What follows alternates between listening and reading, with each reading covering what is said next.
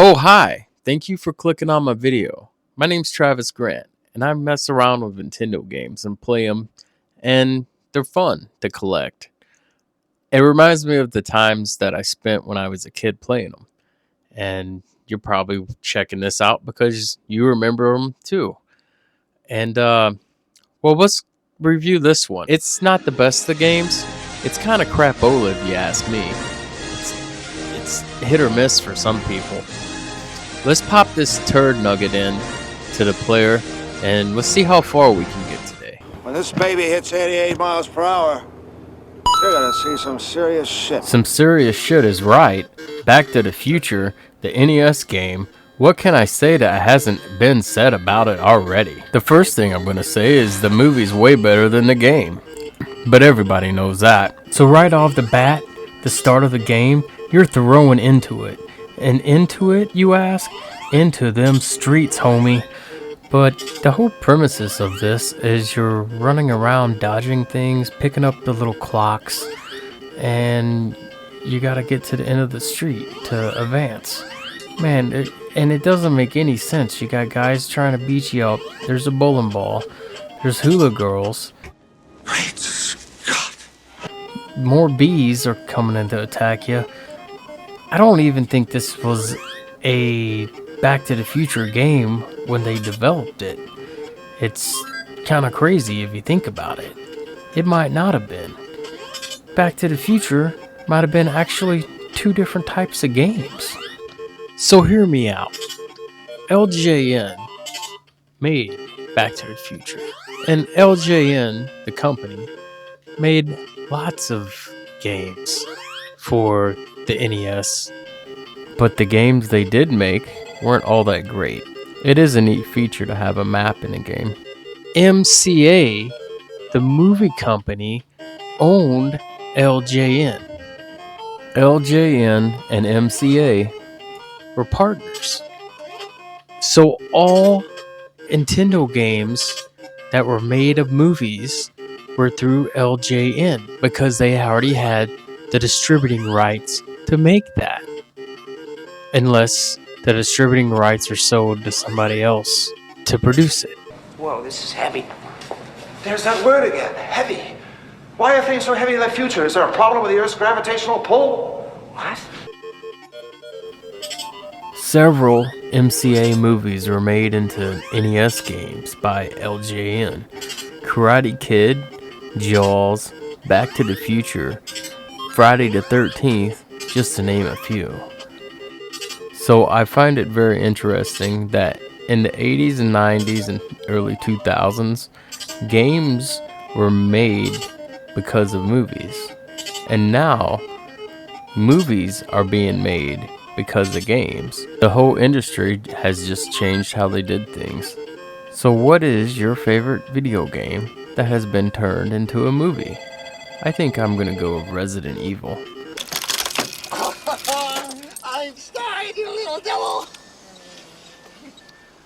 Einstein's clock is Be like Einstein and travel back a minute or two. Like and subscribe to the channel. It would really help out, and I'd appreciate it if you did. As far as he's concerned, the trip was instantaneous. That's why his watch is exactly 1 minute behind mine. Back to the Future came out in 1985. The NES game Back to the Future came out 4 years later in 1989. I believe MCA only wanted to make games out of movies that were blockbuster hits to maximize the profits. MCA seemed like a really smart company at the time, purchasing LJN, and with all the movie rights they had, things seemed to be going pretty well for them. Just like things are going pretty well for me playing this game. I've been shooting through these street levels like crazy. It's been kind of easy, relaxing. It's not too bad of a game, is it? Well, the answer is yes and no. It's not that bad, but it's not that great either. It's kind of mediocre at best. It's not the best game for the NES system, but hey, at least it plays. 1.21 gigawatts! There's better LJN games than Back to the Future. I would suggest Jaws.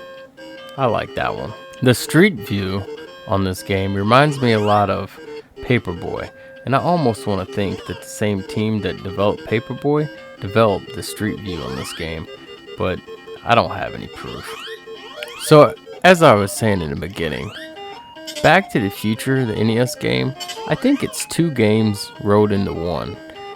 I think there's a street game where you're just flying through the streets and you're just dodging all the stuff that comes at you, picking up the clocks, and just trying to make it to a checkpoint.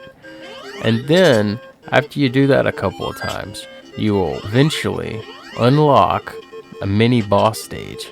There's 4 mini boss stages, but they're designed a little different than the street stage. How does that time machine work again? First, you turn the time circuits on. This is what makes time travel possible. The flux capacitor.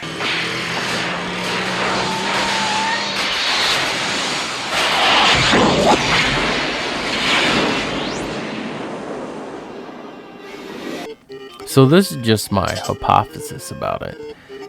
I think 2 different developer teams made this game.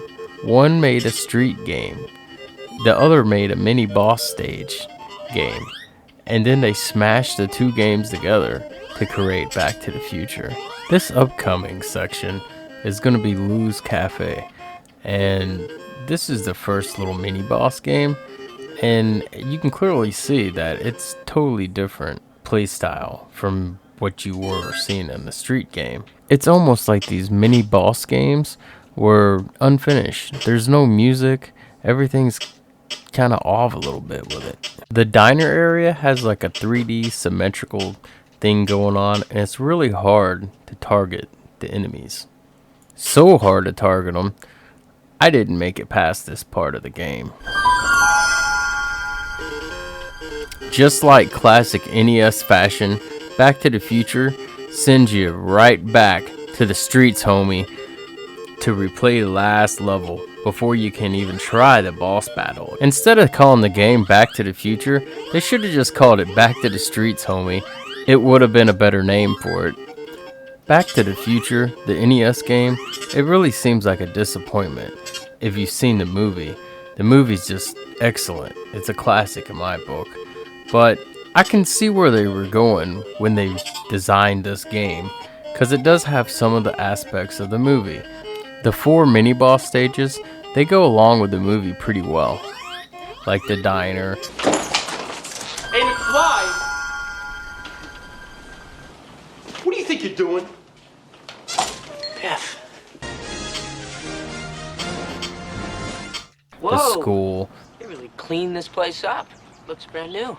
Now remember, according to my theory, you interfered with your parents' first meeting. If they don't meet, they won't fall in love, they won't get married, and they won't have kids.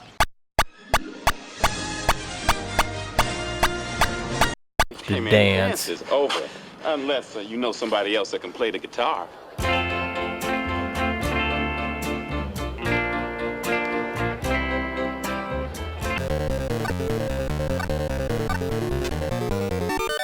The clock tower.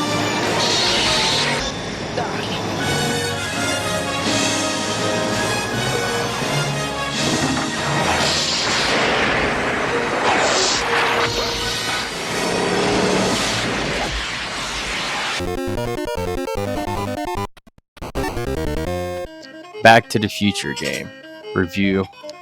I'm going to give this game a score of 2 out of 5. And I'm only giving it a 2 out of 5. Great Scott! Because I can see they did do some work and research on the movie. It kind of flows real good with the movie, but the gameplay is real repetitive. The only good thing about this game is the street level.